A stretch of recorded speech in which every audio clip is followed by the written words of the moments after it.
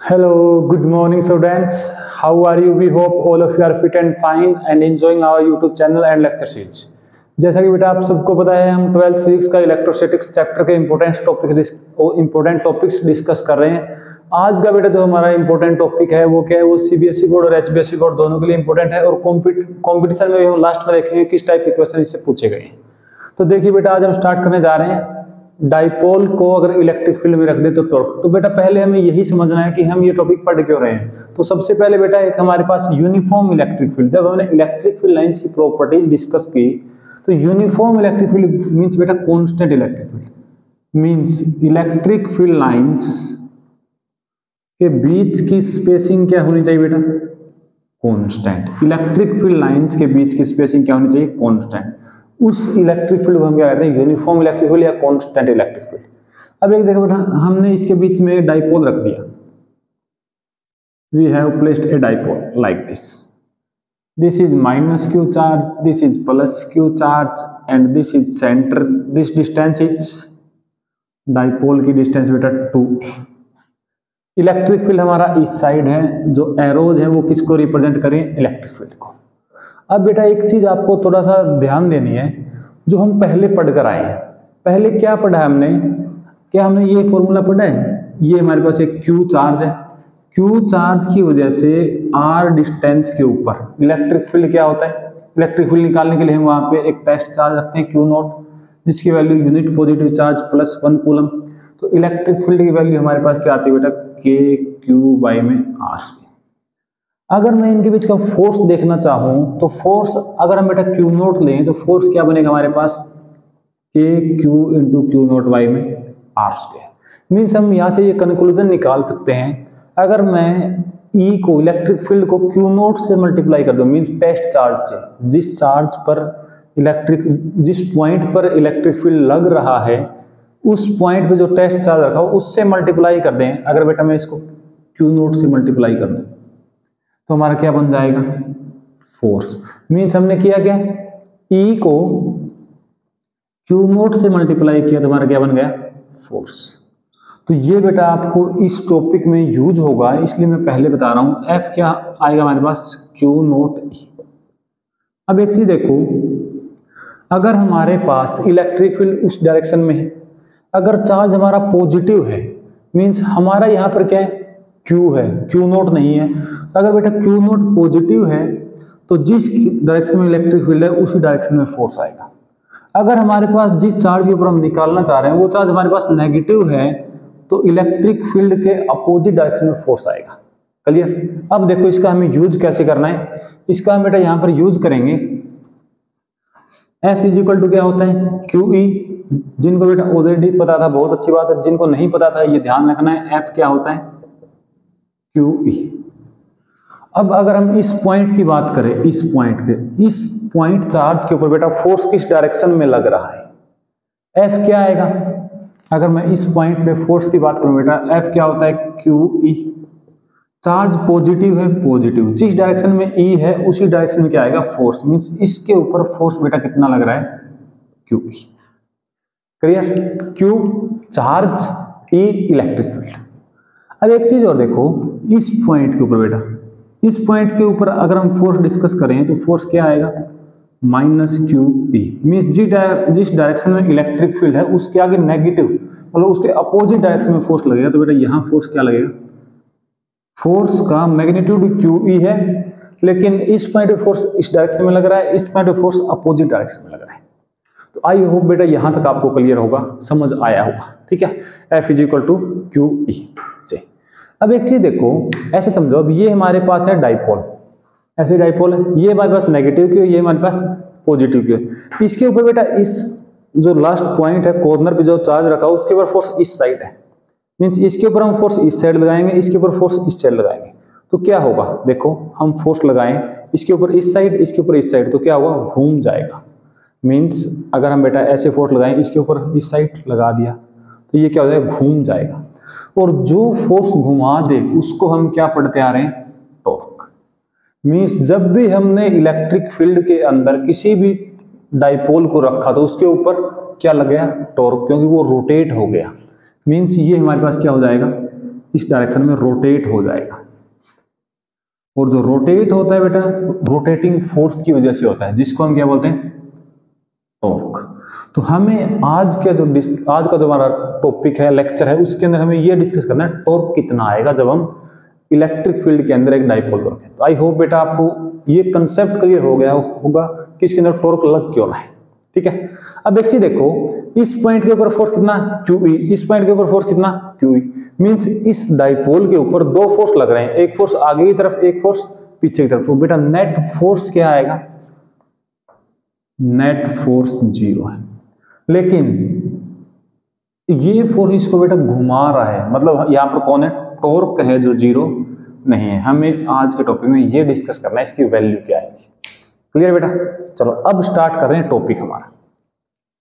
जो बच्चे +1 स्ट्रॉन्ग है बेटा, टॉर्क का फॉर्मूला आपको ऑलरेडी पता है। क्या पता है, टॉर्क का क्या फॉर्मूला होता है? टॉर्क का फॉर्मूला बेटा जिन बच्चों को नहीं पता, टॉर्क का फॉर्मूला होता है फोर्स इनटू में परपेंडिकुलर डिस्टेंस। क्या, फोर्स इनटू में परपेंडिकुलर डिस्टेंस। जैसे इस पॉइंट, इस डाइपोल के ऊपर एक फोर्स इस साइड था बेटा, एक फोर्स इस साइड था, मींस ये दो फोर्स थे, ये दो फोर्स, ये हमारा डाइपोल, इस पॉइंट पे फोर्स उस साइड, इस पॉइंट पे फोर्स इस साइड, ये दो डाइपोल। तो बेटा इन डाइपोल के बीच का परपेंडिकुलर डिस्टेंस कौन सा है, अभी फिल करा देते हैं। ये हो गया।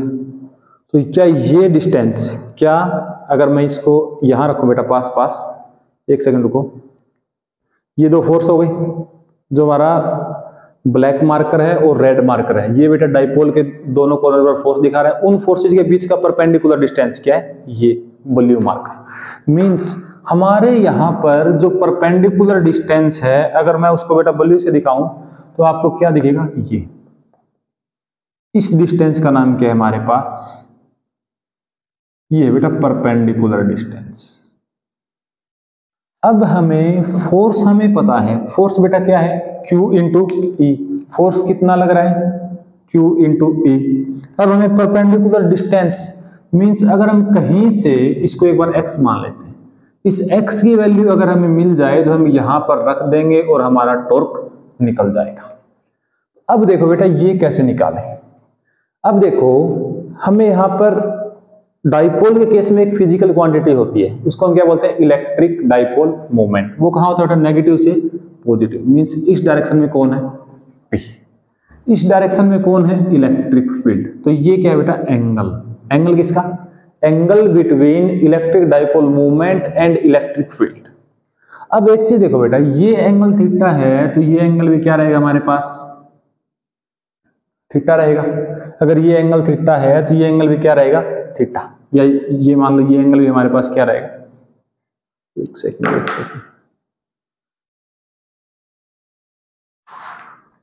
ये एंगल हमारे पास क्या रहेगा, थीटा। अब ये एंगल थीटा है और ये साइड बेटा हमें पता है ये निकालना है, क्या हम ट्रिग्नोमेट्री का यूज कर सकते हैं। हमें क्या नहीं पता, x। हमें क्या नहीं पता बेटा, x। हमें पता क्या है, 2a। अब x देखो क्या है, x क्या है बेटा, परपेंडिकुलर। 2a क्या है, हाइपोटेनियस। परपेंडिकुलर बाई हाइपोटेनियस क्या होता है, साइन थीटा। तो x हमारे पास क्या आ गया, 2a साइन थीटा। मींस जो हमें नहीं पता था परपेंडिकुलर डिस्टेंस, वो हमारी क्या निकल के आ गई, 2a साइन। तो बेटा इसको यहां रख दो, 2a साइन थीटा। अब देखो अगर मैं e को पीछे लिख दूं एक बार, q into 2a e sine theta. q into 2a क्या है, हम जो इलेक्ट्रिक डाइपोल मोमेंट पिछले 2 लेक्चर से पढ़ रहे हैं। तो हमारे पास ये क्या आ गया बेटा, torque P e sine theta. अब एक चीज आपको पता है कि a क्रॉस b को हम क्या लिखते होते हैं, a b sine theta. Means a b sine theta है, हम इसको क्रॉस प्रोडक्ट के फॉर्म में लिख सकते हैं। मींस क्रॉस प्रोडक्ट के फॉर्म में लिखें तो हमारे पास टॉर्क क्या आ जाएगा बेटा, p क्रॉस e। तो ये हमारा है फॉर्मूला, कितना टॉर्क लगता है जब हम एक इलेक्ट्रिक डाइपोल को इलेक्ट्रिक फील्ड के अंदर रखते हैं, p क्रॉस e। और जब भी बेटा आपको डाइपोल इसकी डायरेक्शन निकालनी हो टॉर्क की, तो टॉर्क यहां क्या है बेटा, क्रॉस प्रोडक्ट।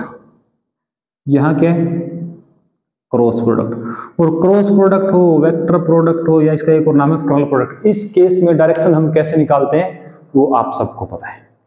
कैसे निकालेंगे? देखो हमारा P इस साइड है, P इस साइड हो गया, और हमारा बेटा E कहाँ है? इस साइड। P क्रॉस E हमें जब भी निकालना हो, P की डायरेक्शन में हमें हाथ करना है, पहले वेक्टर की डायरेक्शन में हाथ, दूसरे की तरफ हथेली, क्रॉस कर दे मतलब इस डायरेक्शन में रोटेट करेगा, तो हमारा टॉर्क की डायरेक्शन भी हमें मालूम हो जाएगी कि किस डायरेक्शन में रोटेट करा रहा है, इस डायरेक्शन में। क्लियर बेटा? तो ये था आपका आज का टॉपिक टॉर्क। अब बेटा अगर हम इसको थोड़ा एडवांस में लेकर चले, जो सीबीएसई बोर्ड क्वेश्चन पूछता है, अब उसकी बात करेंगे बेटा कि सीबीएसई बोर्ड में किस टाइप से क्वेश्चन पूछे जाते हैं इस टॉपिक से। तो बेटा दो केस हो सकते हैं।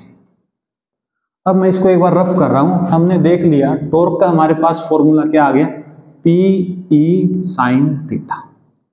इस टॉपिक में बेटा दो पॉइंट या दो कंसेप्ट आपको आने चाहिए। पहला, फोर्स और इलेक्ट्रिक फील्ड के बीच का जो रिलेशन है वो क्या है, Q इंटू ई। डायरेक्शन में है तो इलेक्ट्रिक फील्ड और फोर्स अगर पॉजिटिव चार्ज है तो सेम डायरेक्शन में रहेंगे, अगर नेगेटिव चार्ज है तो फोर्स और जो इलेक्ट्रिक फील्ड है, इलेक्ट्रिक फील्ड के अपोजिट डायरेक्शन में फोर्स लगेगा। और दूसरा जो कंसेप्ट है वो है 11th फिजिक्स का कि टॉर्क क्या होता है, फोर्स इनटू में परपेंडिकुलर डिस्टेंस। अब बेटा अब मैं आपके सामने कुछ केस डिस्कस कर रहा हूं। ये हमारे पास इलेक्ट्रिक फील्ड है, हमने ऐसे रखा हुआ बेटा डाइपोल माइनस ये तो हमने डिस्कस कर लिया। अब हम ऐसे रख रहे हैं माइनस क्यू प्लस क्यू।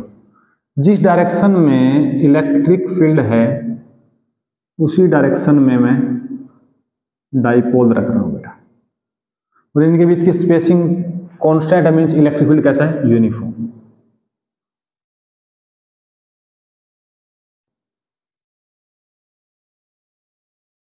एक और बना रहे हैं बेटा। ये 3 क्वेश्चन हैं जो आपसे बहुत बार पूछे जाएंगे, बहुत सारे कॉम्पिटिटिव एग्जाम्स में बहुत जगह पे ये क्वेश्चन पूछे जाएंगे आपसे। एक केस में हमने देखो minus Q two plus Q इस डायरेक्शन में डाइपोल रखा बेटा। क्या रखा? Dipole means P। जिस डायरेक्शन में P है उसी डायरेक्शन में क्या है, इलेक्ट्रिक फील्ड, मींस P और E के बीच का angle theta between P and E क्या है, 0। इस केस में अगर मैं बेटा ऐसे रख देता हूं, यहां रख रहे हैं, ये हमारा प्लस क्यू है, ये हमारा माइनस क्यू, तो P इस डायरेक्शन में और E जो एरो दिखा रहा है, मींस थीटा क्या है इस केस में 180। और अगर बेटा हम ऐसे रख दें डाइपोल को, ऐसे minus Q plus Q P और E इस डायरेक्शन में है, जो एरोज हैं, इस केस में एंगल क्या होगा बेटा, 90। क्लियर? अब आप टॉर्क बताओ। फोर्स तो देखो इस ये है ऐसे, एक फोर्स कहां आएगा अगर हम देखें तो Q इंटू ई, मीन्स जो पॉजिटिव चार्ज है इसके ऊपर बेटा फोर्स किस डायरेक्शन में लगेगा, इलेक्ट्रिक फील्ड की डायरेक्शन में। ये हमारा नेगेटिव में इस डायरेक्शन में फोर्स, पॉजिटिव में इस डायरेक्शन, मींस QE इस डायरेक्शन में है, QE इस डायरेक्शन में, तो बेटा नेट फोर्स क्या आ गया, 0। नेट फोर्स क्या आ गया, 0। अगर हम टॉर्क की बात करें तो टॉर्क क्या होता है, PE साइन थीटा यहां पर 0 है, PE साइन 0 मींस इसके ऊपर ना कोई टॉर्क लग रहा ना कोई फोर्स लग रहा, मींस ये क्या है, इक्विलिब्रियम में। ये बेटा किसमें है, इक्विलिब्रियम में। इस केस की बात करें, इस केस की अगर हम बात करें तो प्लस के ऊपर फोर्स इस डायरेक्शन में QE, नेगेटिव के ऊपर फोर्स बेटा इस डायरेक्शन में, दोनों फोर्स इक्वल एंड अपोजिट है, तो नेट फोर्स क्या आ गया बेटा, 0। टॉर्क भी क्या आ जाएगा, PE साइन 180 जो क्या होता है, 0। मींस इस केस में भी ना कोई फोर्स है ना कोई टॉर्क है, तो बेटा ये क्या रहेगा, इक्विलिब्रियम, इक्विलिब्रियम। इस केस में देखो, इस केस में अगर हम बात करें तो फोर्स इस पॉइंट पे इस डायरेक्शन में, इस पॉइंट पे इस डायरेक्शन में, तो बेटा नेट फोर्स तो क्या हो गया, 0। लेकिन टॉर्क 0 नहीं है, टॉर्क क्या होता है, PE साइन 90, साइन 91 होता है, तो PE। तो बेटा नेट फोर्स तो 0 है लेकिन टॉर्क 0 नहीं है, मतलब ये स्टेबल नहीं है, ये क्या है, अनस्टेबल, या इसको कह दो ये इक्विलिब्रियम में नहीं है, ये इक्विलिब्रियम में है ही नहीं, इसके ऊपर फोर्स या टॉर्क लग रहा है। अब जो हमें इंपॉर्टेंट पॉइंट देखना है, ये क्वेश्चन आपसे पूछा जाएगा सीबीएसई बोर्ड या कंपटीशन की बात करें बेटा, हरियाणा बोर्ड में इतना डिफिकल्ट या हम कह दें कि इतना डीप कंसेप्ट से क्वेश्चन नहीं आते होते। अब एक चीज देखो, अब मुझे ये बताना है कि एक स्टेबल इक्विलिब्रियम होता है और एक अनस्टेबल इक्विलिब्रियम होता है। इन दोनों में से बेटा कौन सा है? देखो इस केस में तो इक्विलिब्रियम है ही नहीं, मतलब इन दो केस में है, एक स्टेबल है एक अनस्टेबल है। अब एक चीज देखो, ये मार्कर है बेटा, इस मार्कर को मैं यहां से ड्रॉप कर दूं, ये कहां जाएगा? नीचे। नीचे क्यों जाएगा? क्योंकि इसकी पोटेंशियल एनर्जी यहां mgh है और सरफेस के ऊपर क्या है? 0। Means every object tends to minimize its potential energy. तो बेटा कोई भी ऑब्जेक्ट है वो अपनी पोटेंशियल एनर्जी मिनिमम करना चाहेगा। और हम डाइपोल के केस में पोटेंशियल एनर्जी का टॉपिक पढ़ेंगे नेक्स्ट टॉपिक। तो पोटेंशियल एनर्जी का बेटा फॉर्मूला आएगा P dot E। Potential energy का फॉर्मूला क्या आएगा? P डॉट E, शायद माइनस है, minus P dot E, minus P cost, हाँ क्या आएगा? Minus PE। अगर बेटा यहां मैं लगाऊं तो यहां पोटेंशियल एनर्जी क्या बनेगी हमारे पास? माइनस PE कोस 0, और कोस 0 1, तो माइनस PE। पोटेंशियल एनर्जी यहाँ क्या है? Minus PE। अगर बेटा इस केस में बात करें U की, तो माइनस PE कोस 180, कोस 180 क्या होता है? -1 प्लस PE। तो बेटा किस केस में पोटेंशियल एनर्जी कम है? देखो यहां पोटेंशियल एनर्जी ज्यादा थी तो ये स्टेबल नहीं है, ये नीचे गया, सरफेस के ऊपर जाके रुक गया, क्योंकि वहां पोटेंशियल एनर्जी मिनिमम होगी। तो बेटा इन दोनों केसेस में किस केस में पोटेंशियल एनर्जी मिनिमम है? यहां देखो, यहां प्लस है मतलब हाई, और यहां क्या है? नेगेटिव, मतलब ये क्या है? कम से कम। और इस केस में बेटा पोटेंशियल एनर्जी आ जाएगी 0, क्योंकि cos 90 क्या होता है? 0। मींस सबसे कम किस केस में बेटा? इस केस में। तो इसको हम बोलेंगे स्टेबल इक्विलिब्रियम। इसको हम क्या बोलेंगे बेटा? जहां पोटेंशियल एनर्जी सबसे कम होती है, क्योंकि हर ऑब्जेक्ट की कोशिश क्या है? मिनिमाइज करने की। तो मिनिमम यही है, इसको हम क्या बोलेंगे? Stable equilibrium. और इसको हम क्या बोलेंगे? अनस्टेबल। तो ये पॉइंट बेटा ध्यान रखना, ठीक है बेटा। तो ये था हमारा आज का topic, torque on electric dipole when placed in a uniform electric field. I hope बेटा आप सबको समझ आया होगा। और आपने अगर आप बेटा आप देखो कोई भी टॉपिक अगर आपको 100% फोकस रहता है ना, तो हम आपको ये गारंटी देते हैं कि आपको कोई टॉपिक ऐसा फिजिक्स में नहीं मिलेगा जो आपको समझ ना आए। बस करना क्या आपको फुल्ली फोकस्ड रहना है। Okay, thank you so much, have a nice day, keep sharing बेटा, अपने दोस्तों के साथ शेयर करते रहना। Okay, thank you so much.